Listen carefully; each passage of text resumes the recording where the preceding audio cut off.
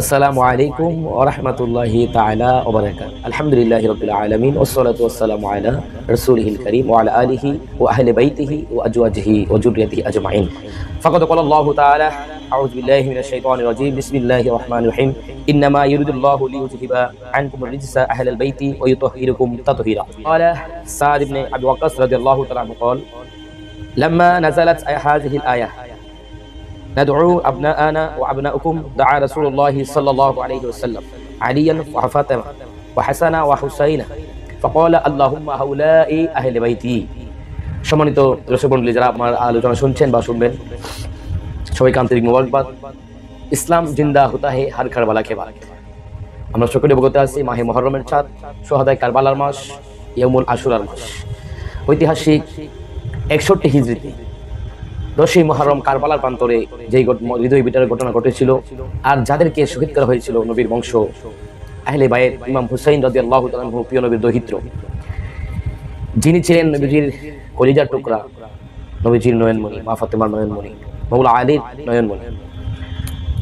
আহলে বায়েত সম্পর্কে আল্লাহ পাক রব্বুল আলামিন পবিত্র কোরআনের মধ্যে কি আলোচনা করেছেন, আমরা আজকে আহলে বায়েত সম্পর্কে আমরা আলোচনা শুনব। আল্লাহ তাআলা পবিত্র কোরআনের সূরা আহজাবের 33 নম্বর আয়াতে আল্লাহ তাআলা বলতেছেন, ইন্নামা ইউরিদুল্লাহু লিইউযহিবা আনকুমুর রিজসা আহলাল বাইতি ওয়া ইউতাহহিরাকুম তাতহীরা। আল্লাহ পাক রব্বুল আলামিন বলতেছেন, হে আহলে বায়েত, আল্লাহ চান তোমাদেরকে সকল অপবিত্রতা দূর করে পরিপূর্ণভাবে তোমাদেরকে পবিত্র করে দিতে। সুবহানাল্লাহ। আল্লাহ তাআলা বলতেছেন আহলাল বাইতি ওয়া ইউতাহহিরাকুম তাতহীরা।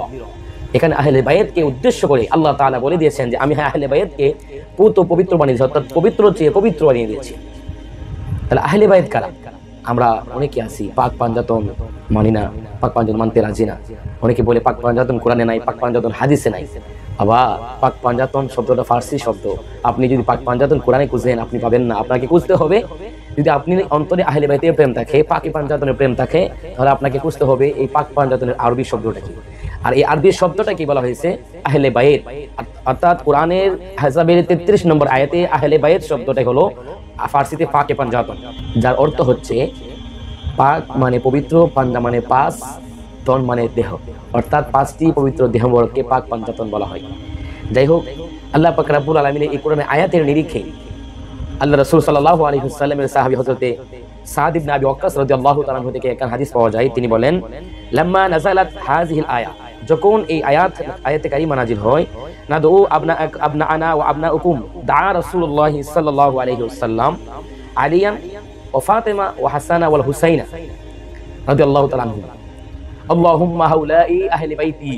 অর্থাৎ যখন আল্লাহ তাআলা এই কোরআনের এই আয়াত নাজিল করেন আহলাল বাইতি ওয়া ইউতাহহিরুকুম তাতহীরা, আমি আহলে বাইতকে পবিত্র বানিয়ে দিয়েছি, তখন আল্লাহ রাসূল সাল্লাল্লাহু আলাইহি ওয়াসাল্লাম মাওলা আলী রাদিয়াল্লাহু তাআলা আনহু, মা ফাতিমা রাদিয়াল্লাহু তাআলা আনহা, ইমাম হাসান হুসাইন রাদিয়াল্লাহু তাআলা আনহুমা কে ডেকে এনে আল্লাহ পাক রব্বুল আলামিনের কাছে ফরিয়াদ করলেন, হে আল্লাহ, আল্লাহুম্মা হাউলাই আহলে বাইতি, আল্লাহ এরাই আমার আহলে বাইত।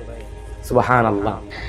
শুধু তাই নয়, আল্লাহ রাসূল সাল্লাল্লাহু আলাইহি ওয়াসাল্লাম আহলে বায়েত সম্পর্কে আরো বলেন। আম্মা জান আয়েশা সিদ্দিকা রাদিয়াল্লাহু তাআলা আনহা থেকে হাদিস বর্ণিত, আল্লাহ রাসূল সাল্লাল্লাহু আলাইহি ওয়াসাল্লাম একদিন যখন সকালবেলা হুজরা মোবারক থেকে বের হলেন, ইন্দিমিন টাইমে, এই সময় ওনার দেহ মোবারকের মধ্যে, গা মোবারকের মধ্যে ছিল কালো একটি রেশমি চাদর মোবারক।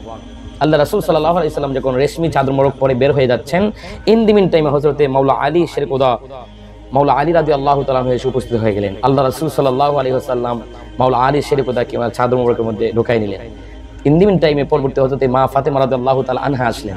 আল্লাহ রাসূল সাল্লাল্লাহু আলাইহি ওয়াসাল্লাম আম্মা জান ফাতেমা রাদিয়াল্লাহু তাআলা আনহাকে চাদর মোবারকে ঢুকিয়ে ফেললেন। ইন্দিমিন টাইমে হযরতে ইমাম হাসান, ইমাম হুসাইন রাদিয়াল্লাহু তাআলা আনহুমা আসলেন। আর সাথে সাথে দু জাহানের বাদশা কামলি ওয়ালা নবী ইমাম হাসান হুসাইন রাদিয়াল্লাহু তাআলা আনহুমাকে চাদর মোবারকের মধ্যে ঢুকাই নিলেন এবং এই আয়াতে কারিমাটাকে তেলাওয়াত করলে, ইন্নামা ইউরিদুল্লাহু লিইউযহিবা আনকুমুর রিজসা আহলাল বাইতি ওয়া ইউতাহহিরাকুম তাতহীরা। এই আয়াতটা পাঠ করে আল্লাহ রাসূল সাল্লাল্লাহু আলাইহি ওয়াসাল্লাম বলে, আল্লাহুম্মা হাউলাই আহলে বাইতি, ইয়া আল্লাহ এরাই আমার আহলে বায়েত। তাহলে আহলে বায়েত সম্পর্কে আমরা স্পষ্ট হয়ে গেলাম। যদিও আহলে বায়েতের কয়েকটি স্টেপ আছে, কয়েকটি ধারা, নবীর বিবিগণ ওনারাও আহলে বায়েতের অংশে পড়ে, যদিও কিন্তু আমভাবে আমরাও আহলে বায়েতের অংশ, সেদিকে যাচ্ছি না। অর্থাৎ খাসভাবে নির্দিষ্টভাবে কোরআনের আয়াত দ্বারা আল্লাহ তাআলা যে তাদেরকে আহলে বায়েত বলেছেন, আল্লাহ রাসূল তাদেরকে সুস্পষ্ট করে দিয়েছেন এরাই হলো আমার আহলে বাইত। আর আহলে বাইতকে যারা আঁকড়ে ধরবে, আল্লাহ রাসূল বিদায় হজের ভাষণে বলেন, আমি তোমাদের কাছে দুইটা জিনিস রেখে যাচ্ছি, একটা হলো কিতাবুল্লাহ আর একটা হলো আহলে বাইত। কিতাবুল্লাহ দ্বারা কোরআন হাদিসকে বোঝানো হয়েছে, আর আহলে বাইত দ্বারা নবীর পরিবারকে বোঝানো হয়েছে। মাওলা আলী শেরকুতা মা ফাতিমা রাদিয়াল্লাহু তাআলা আনহা, ইমাম হুসাইন, ইমাম হাসান রাদিয়াল্লাহু তাআলা আনহু। এই জন্য আসুন আমরা আহলে বাইতের মহব্বত অন্তরে ধারণ করি, আহলে বাইতকে চিনি, আহলে বাইতকে মানি। কারণ আহলে বাইতকে যারা মানে না তারা কোশ্চিন কালো ইমানদার হতে পারে না, কারণ আহলে বাইত পাক পাঞ্জাতন ইমানের অংশ। আসুন আল্লাহ পাক রব্বুল আলামিন আমাদের প্রত্যেককে সঠিক বুঝদান করে আমাদের ইমানকে, আমাদের আমলকে মজবুত করার তৌফিক দান করে। ওমা তৌফিক ইল্লা বিল্লাহ। দেখা হবে অন্য কোনো সময় অন্য কোনো এক টপিকে। আসসালামু আলাইকুম ওয়া রাহমাতুল্লাহি ওয়া বারাকাতুহু।